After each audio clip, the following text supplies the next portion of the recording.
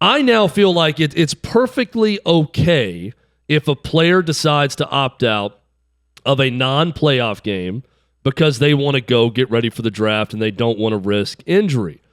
I also believe that, and I know I'm going to love the players more who play in the bowl game. That is my right to have as someone who watches sports, who follows it, who covers it. I'm going to love Matt Corral now more because he stood up and made the decision that I'm going to play for my teammates, for my school. They helped me get here. I'm not going to abandon them in this Sugar Bowl, and I'm going to play. It's okay to applaud Matt Corral for that.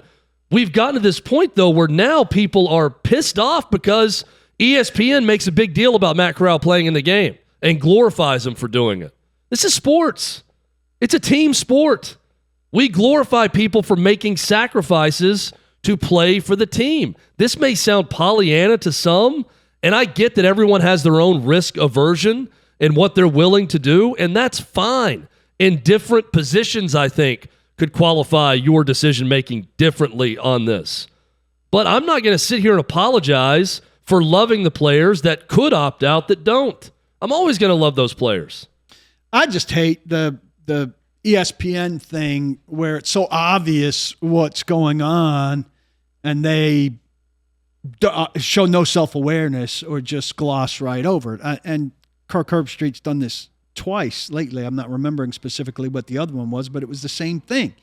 He's so supportive of his network and his network's goals, his network which pays him a ton of money, and I love Kirk. But ESPN is well served by people playing in these games because it owns these games and broadcasts these games. All but one. So yeah, these kids playing in these games is good for his bosses and his network. So whether it's about whether they love the game or not, when he's on there complaining that the kids aren't playing in the game, it's akin to him saying, this isn't good for me and my company. And that's clearly what he's saying to some degree, yet their entire broadcast just pretends like that's not a thing. Well, it depends on where these guys are going to be playing at the next level. It is a little odd when we see, look, everybody's entitled to do whatever they want. First, and let me get that out there. When I see a potential fourth-round player opting out of a bowl game, that's where I'm like, okay, where is the commitment level to the university and your team? Because there is no certainty if you're a late day 2, early day 3 player today that you're actually there come draft time in April. You can still help yourself. You can help yourself, and honestly, like, you can hurt yourself by opting out and then not testing well at the combine if you get the invite, and then you're screwed. If you're a surefire first-round pick, the monetary gain of ensuring your health for your rookie season would be the utmost importance to me. But that's with the certainty of knowing that you're going to be that guy. Matt Corral knows he's a first-round pick if he plays or if he doesn't play, and if he's opting out of all the drills anyway at the combine for the most part. Those guys do. Maybe he's built different in that structure, but for all those clamoring that, why did he end up playing because he's hurting himself for the combine? If he can't do those drills, guys, we know he's not likely doing them anyway. Point being, I think it matters on where you're graded and the information you're getting, because I do think the bowl games can help you extensively. And I also find it odd that for all the discussion about Matt Corral, no one's talking about Sam Howell, who did the exact same thing and started for North Carolina in the Duke's Mayo Bowl on a season where he's actually hurt himself because North Carolina did not live up to expectation. He passed for 3,000 yards. He has nothing more to prove.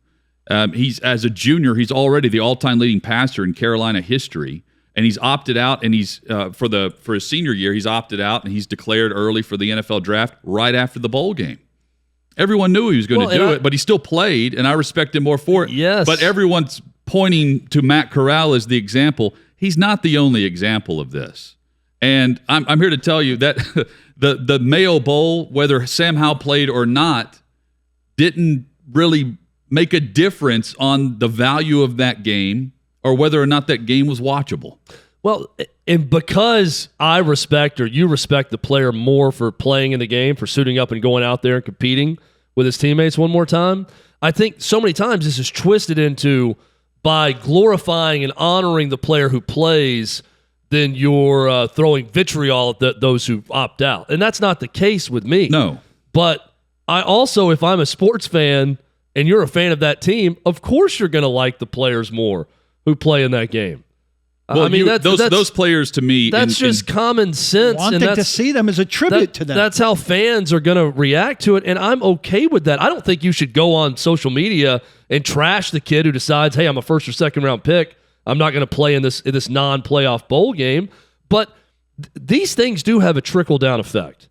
And this is something I thought about with Matt Corral in the Sugar Bowl, because there's so much talk. They're not in the playoff. Matt Corral owes Ole Miss nothing. He should have gotten ready for the draft. He shouldn't have played in that game. Okay, when they lost to Alabama and they're probably out of the playoff race, then does he opt out then? Hey guys, I've done everything I can. Thanks for the development. Thanks for the help. Thanks for the blocking offensive line. You guys got it from here. Peace out. I'm going to go get ready for the draft. When does this end? We saw it in a COVID year last year where a lot of guys made the business decision. I'm not going to play the season because I don't care enough with no fans and the schedule being weird and all that, where I'm not going to play. This is going to happen more and more. And for those that cover the sport, I would think you would ultimately want what's best for the sport and their fans. And I don't think that the trickle-down effect that this could cause is what's best for the sport of the fans. What Matt Corral did, what Sam Howell did, those decisions are best for the sport. Something else, I got into an argument with a media member over this. Well, why should we be mad about someone opting out of a meaningless bowl game when all we do is talk about the playoff? We're not talking about the Sugar Bowl. We're not talking about these games. And I'm thinking to myself, if you played high school sports or you play FCS level sports, we're not talking about Eastern Illinois games, but those guys somehow go on and put pads and play games. It means everything to you if you're playing. So now guys at that level should only suit up and play games that social media is talking a lot about, that sports talk shows are talking a lot about, and if you're not, then who cares? Don't play for it. We're setting a very weird example with this. And again, I think that there are plenty of examples of guys, maybe they battled an injury. Maybe they're at a position where it's easy to get rolled up on, an offensive lineman, a defensive lineman, where you're saying, hey, we had a disappointing season. I love my teammate. I love my school. I'm not going to play in the Duke's Mayo Bowl, to Hutton's point. I'm not going to crush a kid for making that business decision. Everyone's got their different risk that they're willing to accept. But I'm also going to always praise those who make the decision to finish it out with their team, regardless of circumstances. I just think that if you always take the standpoint of, and we got into this with the Titans a few years ago about the receiver, Rashard Matthews. If you always are going to, and I think this is where media is at fault in a big way, especially in college sports, they always take the side of the player. And they always blame the big bad coach or the big bad school or the big bad fans that are out there that hate that a kid wouldn't play every game for their alma mater. If you always take that side, first off, it's dumb and it's short-sighted because there are times where players are to blame for stuff just like everyone else is at fault at times. It's also not good for the sport because eventually, if you continue to give this platform to quit, guys are going to quit more and more. And one other thing, there are plenty of guys, what Kirk Herbstreit said, he should not have apologized for it. We've known examples of this. There are plenty of people who are uber talented in their profession, and they hate it. You guys have covered plenty of guys with the Titans, very athletic, super blessed, didn't really love football, but they did it because they made money doing it. I don't think it's out of line for him to say maybe guys that play football this day and age with everything else going on, with a lot of other interests, love football as much as we did. Kirk Herbstreit played in some meaningless games. Desmond Howard played in some meaningless games. I think Kirk Herbstreit, while you're right, Paul, his opinion does serve ESPN.